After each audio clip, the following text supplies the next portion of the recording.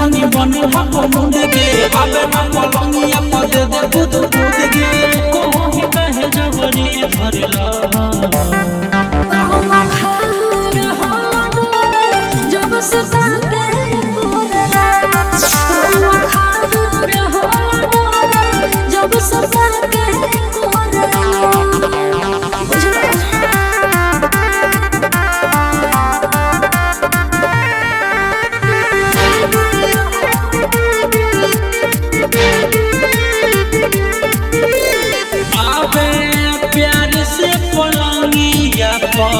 late जो ना गे जितना जाते हो को भीतर उतना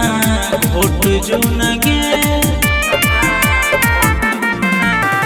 लागे लीले भी जाना चल काहे करे काम करो खेती का सहे करे काहे कहो कि तू जबरी चढ़ला जब से साथे बोलला जब से साथे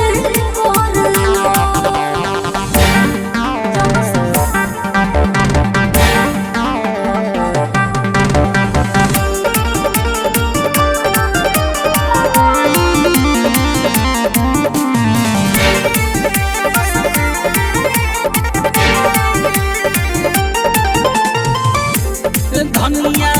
डल भिकी अचार तू जवनिया के गे आज